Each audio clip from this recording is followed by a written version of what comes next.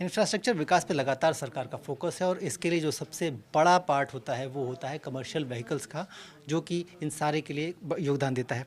हमारे साथ खास बातचीत के लिए हैं डेमलर इंडिया से MD and CEO Satyakam Arya ji. Sir, पूरी स्पेस को देखें तो जिस तरह से एक्सपेंड कर रहा है इंडिया, जिस तरह से विकसित भारत की तरफ हम बढ़ रहे हैं, कितनी बड़ी ग्रोथ अपॉर्चुनिटी दिखती है आपको कमर्शियल व्हीकल्स की, अगर सिर्फ सेगमेंट में बात करें तो?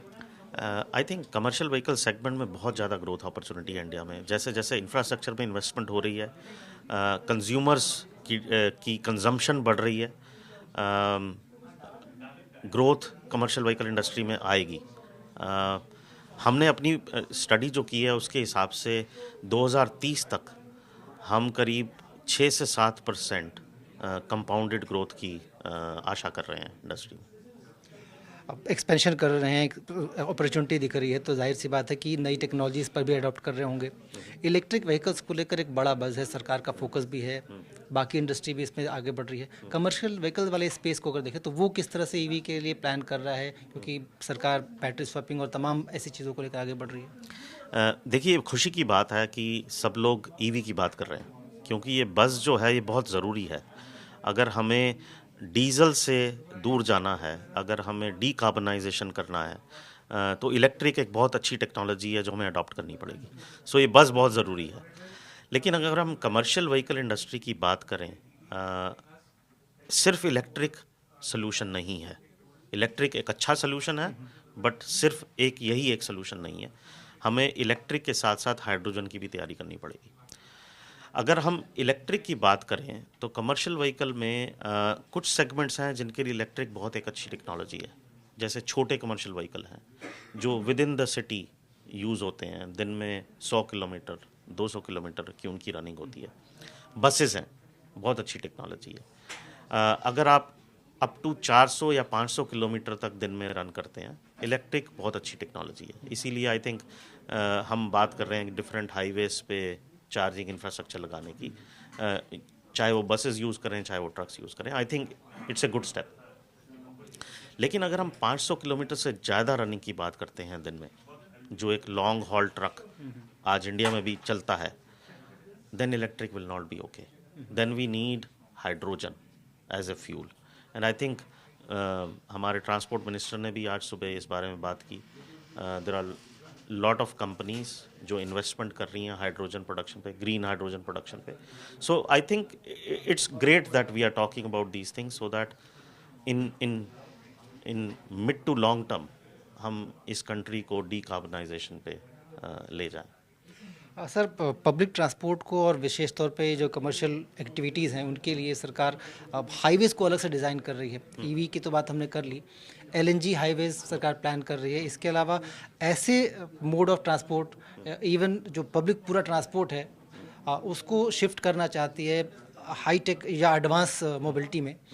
इसको लेकर कितनी बड़ी अपॉर्चुनिटी, क्योंकि नीति आयोग का कहना है कि हमको 60,000 बसों की रिक्वायरमेंट होगी। आप इसको कैसे देखते हैं, और इसके लिए अगर आपने अलग से कुछ केपेक्स प्लान किया हो? ये सब बहुत रियलिस्टिक रिक्वायरमेंट्स हैं, एंड ये बहुत एनकरेजिंग है। हम देख रहे हैं कि गवर्नमेंट इन डायरेक्शंस में आगे बढ़ रही है, कदम उठा रही है, राइट। सी, अगर हमें इलेक्ट्रिक या हाइड्रोजन पे स्विच करना है हमें, और या एलएनजी पे स्विच करना है, हमें ये फ्यूल स्टेशंस चाहिए हाईवे पे, राइट।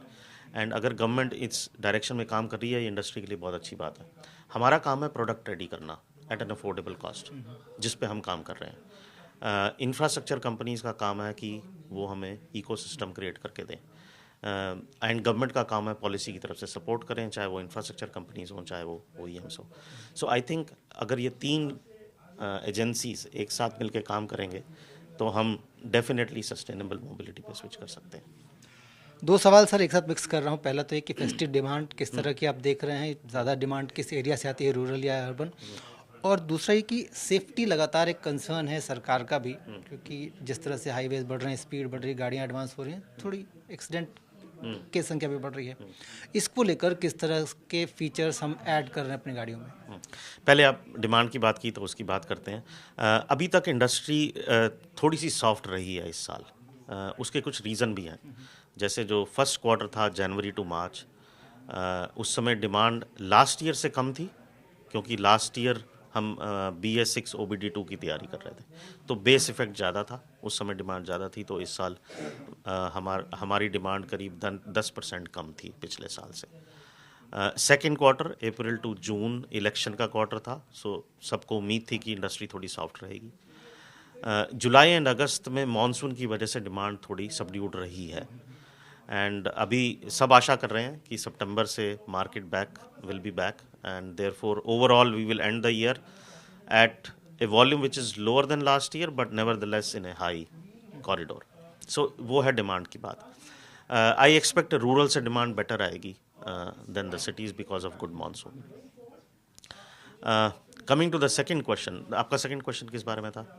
किस तरह के सेफ्टी फीचर्स हम ऐड कर रहे हैं? देखिए, सेफ्टी पे हमें बहुत ज़्यादा काम करने की ज़रूरत है। आई थिंक उसी रिगर से जैसे हम इलेक्ट्रिक या हाइड्रोजन की बात कर रहे हैं, क्योंकि अभी तक हमने उस पर ज़्यादा ध्यान दिया नहीं है।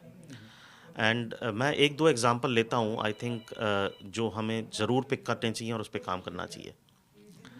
क्या आपको पता है कि डायमलर का जो ट्रक है इस समय, जो उसका केबिन है, वो यूरोपियन क्रैश सेफ्टी नॉर्म्स को मीट करता है। हम क्यों कर रहे हैं ये? हम इसलिए कर रहे हैं बिकॉज वी बिलीव कि हमें इसी तरह का केबिन इंडिया की मार्केट में कस्टमर्स को देना चाहिए, right? But we have to upgrade the regulation so that this kind of crash safety norms are demanded from the entire market, right? Second, हम 100% अपने ट्रक में driver state monitoring system customers को देते हैं। हम इसलिए देते हैं कि अगर ड्राइवर फटीग्ड है then he should take a rest, and that system gives N alert that you should take a rest now. That's how हम एक्सीडेंट्स को प्रिवेंट कर पाएंगे, राइट? सो आई थिंक हम सबको ज़रूरत है कि हम बहुत ठोस कदम उठाएं ताकि सेफ्टी सबकी प्रायोरिटी में आए। सर, एक बेसिक सा सवाल है, मतलब लेमन लैंग्वेज में समझना चाहता हूँ कि क्या ये चीज़ें इतनी मुश्किल हैं कि बाकी इसको अडॉप्ट नहीं कर सकते हैं, या इतनी महंगी हैं कि इसको अडॉप्ट करना गाड़ी की कॉस्ट बढ़ाना होगा? ना ये मुश्किल है ना ये महंगी है। I think what we need is a more stronger will and a commitment to change this. I think that is what we need to work on.